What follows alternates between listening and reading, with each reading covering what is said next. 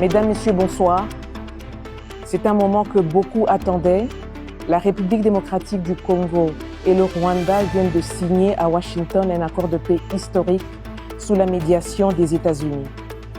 Cet engagement qui vise à mettre fin à des années de tensions et de conflits dans la région des Grands Lacs marque un tournant diplomatique majeur. Pour mieux comprendre les enjeux de cet accord, les conditions de sa mise en œuvre et la vision du gouvernement congolais pour la paix durable, nous recevons Madame Thérèse Kayikwamba-Wagner, ministre d'État et ministre des Affaires étrangères de la République démocratique du Congo. Madame la ministre, bonsoir. Bonsoir. Et merci d'accorder cette entrevue exclusive à la radio-télévision nationale congolaise. Merci à vous. Avec toute votre équipe, on peut dire que vous avez été diplomatiquement décisive au sujet de la guerre d'agression que subit la République démocratique du Congo de la part du Rwanda.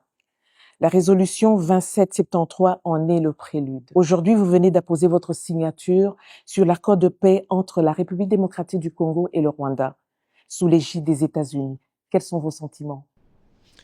Tout d'abord, un sentiment de gratitude pour la confiance que son Excellence, Monsieur le Président de la République, Monsieur Félix-Antoine Tshisekedi Tshilombo, a bien voulu placer en ma personne, mais aussi toute l'équipe qui m'a accompagnée et qui a contribué justement aux efforts qui ont culminé aujourd'hui à la signature de cet accord. Mais en même temps, évidemment, en tant que membre du gouvernement, un sentiment d'une responsabilité profonde, vu la portée historique de cet accord et la responsabilité qui nous incombe à nous en tant que membres du gouvernement, en tant que représentants de la République démocratique du Congo, de nous assurer que cet accord va se traduire en une paix concrète et tangible pour des millions de nos concitoyens à l'est de la République démocratique du Congo. Cet accord devait être entériné ultérieurement par les chefs d'État des pays signataires. On connaît tout le poids que les États-Unis ont mis dans son aboutissement. Avez-vous obtenu de Washington des garanties que cet accord sera exécuté dans son intégralité par toutes les parties? Alors tout d'abord, il faut souligner que l'accord que nous avons signé aujourd'hui est un accord contraignant pour toutes les parties signataires. Et ça, c'est quelque chose d'extrêmement important. Et évidemment, je ne sais pas si certains d'entre vous et des téléspectateurs ont eu l'occasion de suivre aussi la prise de parole du président Donald J. Trump aujourd'hui à la Maison-Blanche, qui lui-même a affirmé à 2 reprises que les États-Unis d'Amérique allaient tout faire pour s'assurer justement que cet accord soit respecté par toutes les parties prenantes. Donc, je pense en effet que nous sommes dans une dynamique extrêmement constructive avec un partenaire qui est aussi déterminé que la République démocratique du Congo de voir cet accord se matérialiser et ce, de manière rapide, de manière tangible et de manière durable. Justement, lors de la conférence de presse aujourd'hui au bureau ovale avec le président Trump, j'ai une question sur le désengagement qui a été posée durant cette conférence et c'est par rapport à la position du Rwanda. Pendant la conférence de presse du président Trump, le ministre rwandais des Affaires étrangères a semblé affirmer que le retrait des troupes rwandaises de la République démocratique du Congo est subordonné à la neutralisation des FDLR, on comprend les forces démocratiques de libération du Rwanda. Même si le président Trump a recadré la réponse du ministre rwandais, que dit l'accord à ce sujet?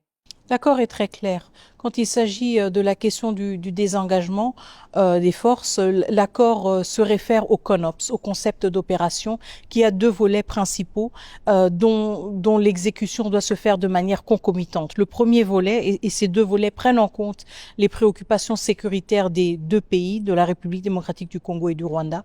Le premier volet, c'est le désengagement des forces, à savoir les forces armées rwandaises qui sont sur le territoire congolais. Et le deuxième volet, la neutralisation des FDLR, donc la préoccupation principale en termes de sécurité du Rwanda.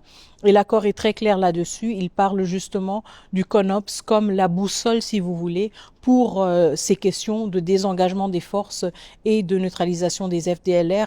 Et le CONOPS est un document extrêmement détaillé, justement, qui explique de manière très minutieuse comment procéder justement à ce désengagement des forces et à cette neutralisation et comment aussi en assurer la concomitance pour que les préoccupations des 2 pays soient prises en compte de manière continue, mais aussi de manière égale.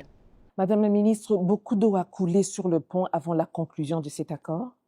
C'est d'ailleurs ici le lieu de féliciter justement l'engagement des États-Unis, mais aussi d'autres partenaires comme médiateurs dans cette crise entre la République démocratique du Congo et le Rwanda. On pense notamment au Qatar, à l'Angola et au Kenya, pour ne citer que ces pays. Cependant, certaines voix s'élèvent pour dénoncer une paix obtenue au prix du bradage des minerais stratégiques de la République démocratique du Congo au profit des États-Unis. Que répondez-vous à ce genre de propos? Alors, s'il y avait eu bradage, s'il s'agissait justement de vendre, comme certains le disent, nos ressources au prix de la paix, je pense que nous aurions commencé avec une séquence tout à fait différente. Nous aurions commencé justement à vendre. Mais ce n'est pas ce que nous avons fait aujourd'hui. Ce n'est pas ce que nous avons signé aujourd'hui. Aujourd'hui, nous avons signé un accord de paix dans lequel il n'y a aucune provision sur les questions économiques, sur les questions de minerais stratégiques. Et cet accord est très clair. Il prévoit justement la fondation pour un environnement propice dans lequel on peut aussi envisager un retour, si vous voulez, d'investisseurs, où on peut aussi envisager une économie plus dynamique. Mais nous sommes tous clairs dans notre compréhension du séquençage des choses. Nous ne pouvons pas penser à un contexte économique ou à la signature d'accords économiques sans pour autant tenir compte de la nécessité d'un retour de l'autorité de l'État, sans pour autant tenir compte de la nécessité d'un contrôle rétabli de toute notre intégrité territoriale. Et donc, à ceux qui pensent justement que cette paix a été obtenue justement à travers un bradage de nos ressources, je dis non, ce n'est pas le cas. L'accord se concentre sur la paix, il se concentre sur le rétablissement de l'autorité de l'État. Et il se concentre justement sur la création de conditions propices pour une économie dynamique, chose que nous souhaitons évidemment pour nos compatriotes à l'Est et pour tout le reste de la République démocratique du Congo. Et donc, nous devons voir cela de manière séquentielle. Et la première séquence, pour toute économie qui veut être prospère, c'est d'abord la paix. C'est d'abord l'autorité de l'État. Et c'est ce que cet accord établit et a pour objectif. Après, évidemment, on peut se pencher sur des questions d'investissement, sur des questions économiques qui ont tout à fait leur lieu d'être et qui ont tout à fait leur pertinence, étant donné qu'elles offrent aussi pour nos populations des opportunités d'emploi et des opportunités de participer de manière plus active à l'économie du pays. Excellence, l'opinion nationale congolaise et même internationale a beaucoup spéculé sur les retombées de cet accord. À quoi peut s'attendre véritablement la République démocratique du Congo à court et moyen terme? Alors, encore une fois, moi, je pense que nous venons à peine de signer cet accord il y a quelques heures.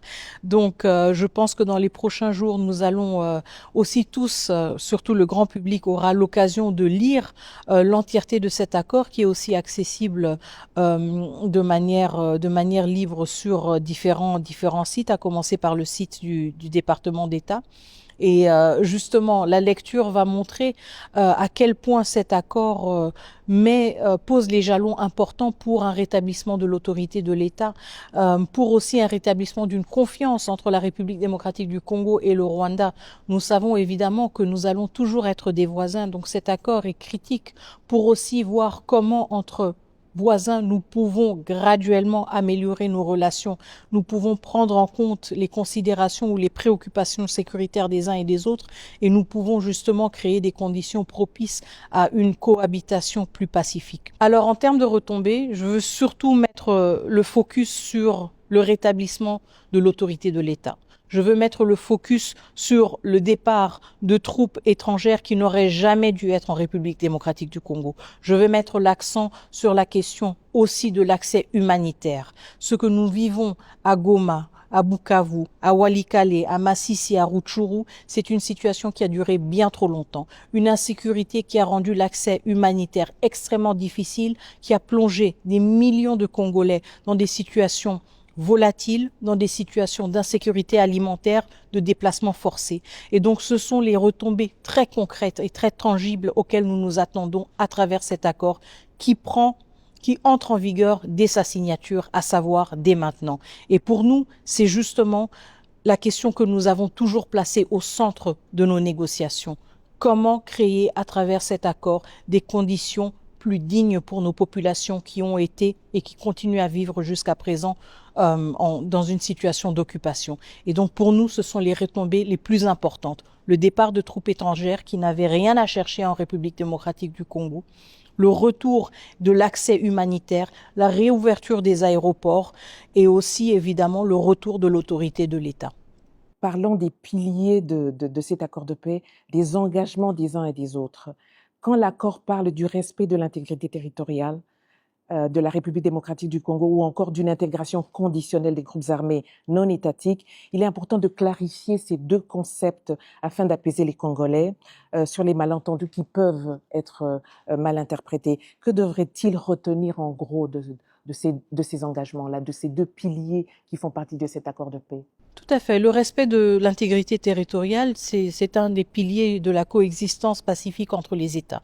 Cela veut dire que nos frontières qui existent et qui sont reconnues internationalement ne peuvent pas être violées pour quelconque raison. Et donc ça, c'est un principe sur lequel nous sommes revenus de manière continue dans tous nos efforts diplomatiques justement pendant les derniers mois, les dernières années, pour démontrer qu'il y avait en effet une violation de notre intégrité territoriale. Le deuxième point, là où il s'agit justement de cette intégration conditionnelle et d'éventuels membres ou ex-membres de groupes armés, il est très important d'entrer dans le détail de l'accord qui parle justement du fait que l'intégration, si intégration il y aura, se fera au cas par cas. Nous avons tiré les leçons du passé. Nous avons appris de nos erreurs, des erreurs dans lesquelles nous avons traité tous les membres ou tous les ex-membres de groupes armés comme un groupe homogène. Or qu'il y a des nuances. Il y a certains qui ont eu des responsabilités, il y a certains qui ont pris des décisions et ces décisions ne peuvent pas être juste oubliées comme si de rien n'était. Encore une fois, nous, en tant que gouvernement congolais, avons un devoir de redevabilité envers notre population. Et nous devons nous assurer justement de ne plus créer des situations dans lesquelles le comportement violent à l'égard de nos concitoyens est récompensé ou est juste effacé comme si de rien n'était. Et c'est pour cela que nous parlons d'une intégration conditionnelle. C'est pour cela que nous parlons d'une analyse au cas par cas, pour nous assurer justement que nous tenons compte de la trajectoire, si vous voulez, des individus, des décisions et des actes qu'ils ont posés ou qu'ils n'ont peut-être pas posés. Et donc que nous donnons à cet effet justement une plus grande chance à la paix et à la stabilité en tenant compte de ces responsabilités individuelles. Plusieurs fois, le Rwanda a justifié ses multiples incursions en République démocratique du Congo sous divers prétextes, en dépit des accords et des cadres de concertation existants. On sait fondamentalement qu'il existe des velléités expansionnistes et des raisons économiques derrière cette guerre imposée à la République démocratique du Congo. Quelles sont les garanties que le président rwandais Paul Kagame va s'y conformer? Et dans la même foulée, je pourrais dire, quelles seraient les sanctions prévues en cas de non-respect de cet accord?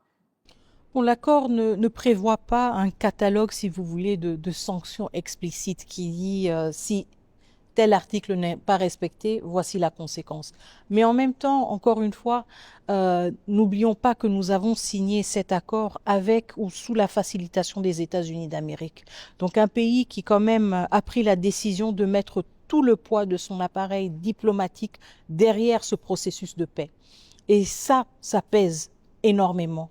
Ça veut dire que nous avons aussi une garantie justement de savoir que ce facilitateur, mais aussi ce champion de l'accord, sera prêt à le défendre quand il y aura des violations de l'accord. Et pour nous, c'est quelque chose d'extrêmement important parce que ça nous réconforte justement dans notre détermination de nous assurer que nous allons honorer nos engagements, mais aussi dans notre certitude que ceux qui ne vont pas le faire seront responsabilisés par les États-Unis d'Amérique, déjà en tant que facilitateur du processus, mais aussi à travers les mécanismes qui seront mis en place pour superviser la mise en œuvre de cet accord. Et donc, il y aura une transparence aussi par rapport à la conformité, si vous voulez, des comportements des uns et des autres vis-à-vis de l'accord. Et ce sont les éléments sur lesquels nous concentrons justement quand nous pensons à la mise en œuvre de cet accord.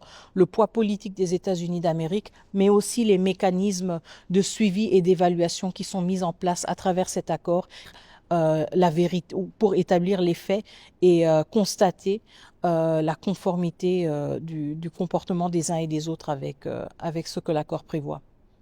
Si l'accord de paix jette les bases d'un apaisement politique et sécuritaire, il appert qu'il reste silencieux sur la reconnaissance des victimes du conflit et sur les voies de justice et de réparation envisageables. Alors, dans quelle mesure le gouvernement congolais entend-il intégrer cette dimension, que ce soit à travers la justice nationale, les mécanismes régionaux comme la Cour africaine des droits de l'homme et des peuples, ou en coopération avec des institutions internationales?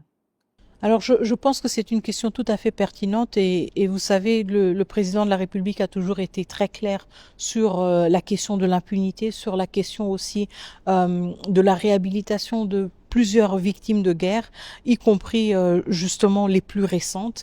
Et donc, le gouvernement de la République démocratique du Congo est très conscient du fait que la question de l'impunité, la question des survivants et survivantes doit être aussi au cœur de toute reconstruction, de toute réhabilitation de nos communautés qui ont été meurtries par ces années de conflit. Maintenant, le fait que la question de la justice n'ait pas une position aussi centrale ou aussi visible dans l'accord, on vient de parler de la question justement de l'intégration conditionnelle. Donc je pense que là, il y a un élément de l'impunité déjà ou de la lutte contre l'impunité qui est inclus de manière implicite, mais le fait que cet accord n'en parle pas de manière aussi explicite, encore une fois, ne veut pas dire que c'est une question qui ne peut pas être abordée du tout. Et donc, vous l'avez évoqué par rapport à la Cour africaine des droits de l'homme et des peuples. Et nous avons aussi eu une percée très importante au niveau du Conseil des droits de l'homme des Nations Unies qui ont décidé de mettre en place une commission d'enquête indépendante. Donc, on voit que un accord n'existe pas dans un vide. Il existe dans un écosystème, si vous voulez, d'efforts complémentaires qui contribuent à bien asseoir justement la mise en œuvre de cet accord.